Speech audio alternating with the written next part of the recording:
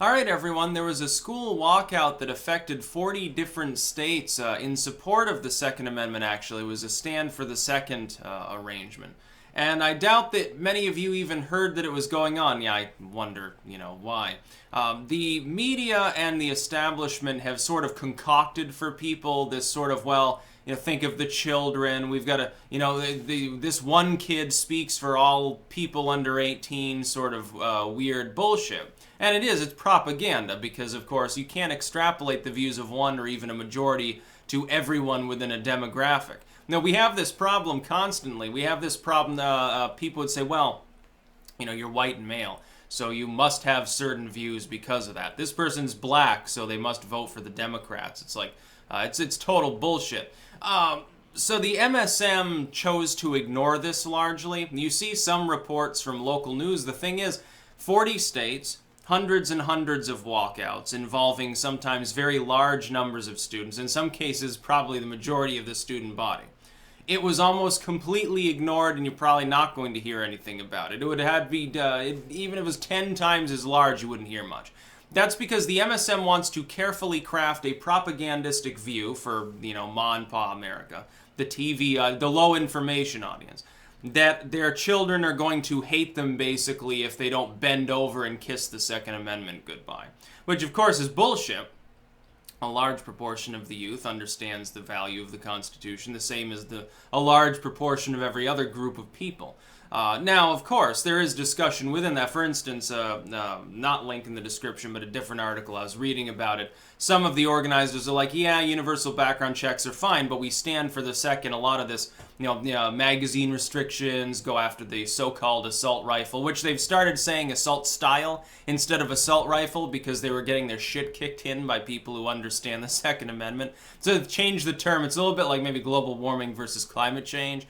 I'm not going to get into that, but, there's similar linguistics matter. You get a situation where a large number of people understand that the Second Amendment does indeed protect your right to have an assault style, which means nothing, weapon. It protects your right to have an expanded, aka functional, decent-sized magazine. It protects you. I remember the old, maybe 10 years ago. You remember the cop killer bullet episode where certain types of bullets pierce right through armor, they're cop killer bullets. And of course, it was a bunch of bullshit at the time.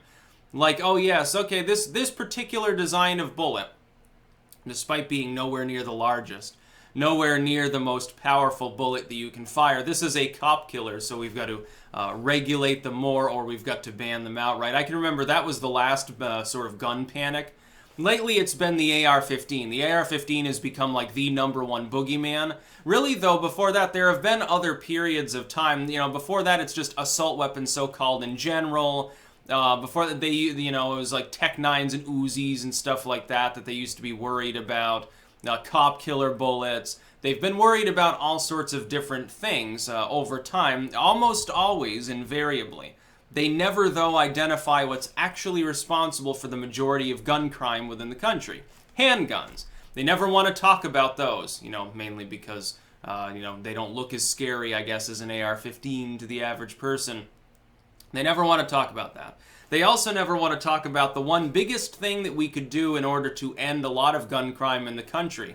It's improve the mental health systems, and so we stop just giving people bottles of pills and relying upon them to medicate themselves reliably in the absence of regular therapy or any form of intervention by a family or a community. It's always, well, this person's just nuts, or the person is a member of a gang. Really, when you're talking about large-scale shootings, you are almost always talking about someone who is mentally very damaged. And usually they've been let down by the mental health system. It's not an exoneration of their actions, but it is a cold, hard truth.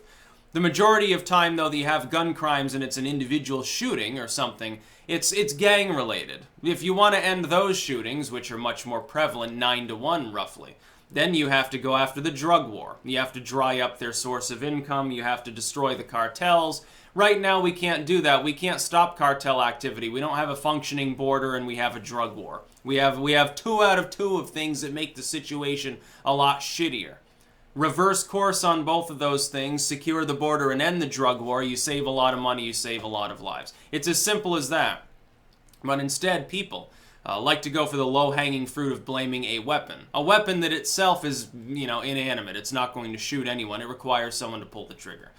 They'd like to go after that because it makes them, it's sort of the feel-good craftivism thing extended to the realm of crime, which it shouldn't be.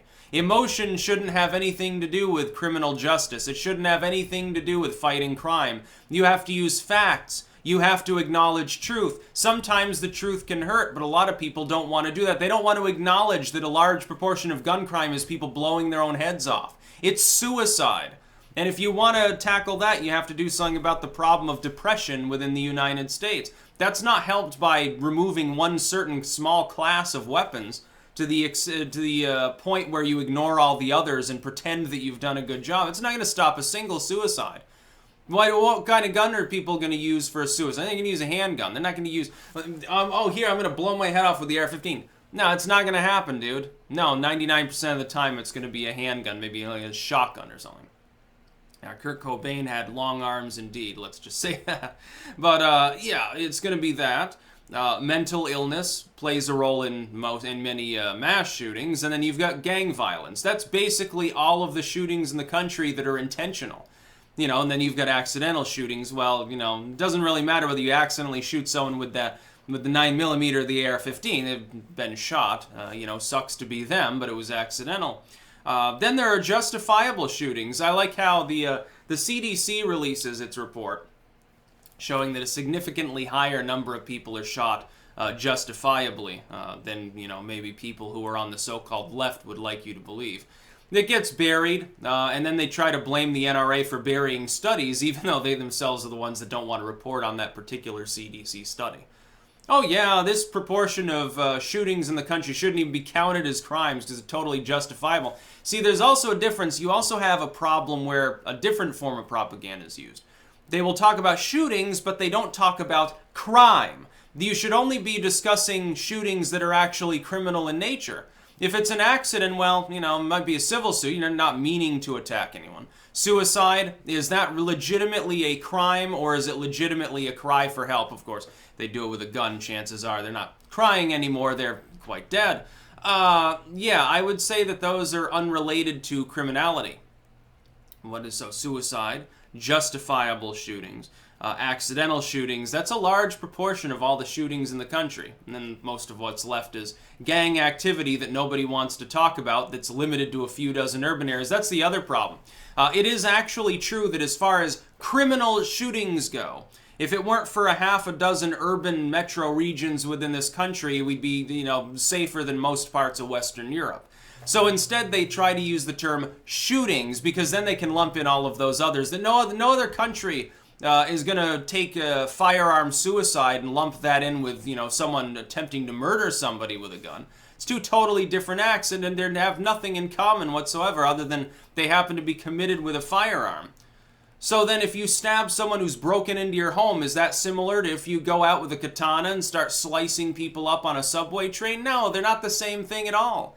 They're not remotely similar. The only similarity is the type, it's a bladed weapon being used.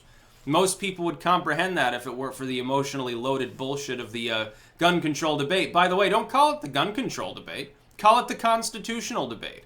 That's really what it boils down to. You either are or are not in favor of that proportion of the Constitution.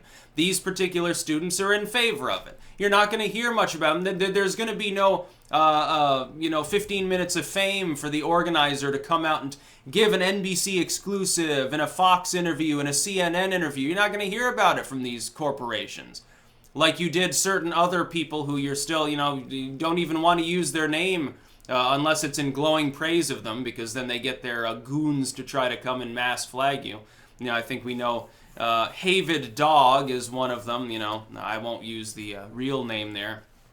So Voldemort, I guess, who hides behind the concept of you're bullying me if you disagree with me. But the Second Amendment, okay, go ahead and have a constitutional debate all you want, but really what you're arguing against is the Constitution. That's ultimately what it boils down to. That's about all. Peace out.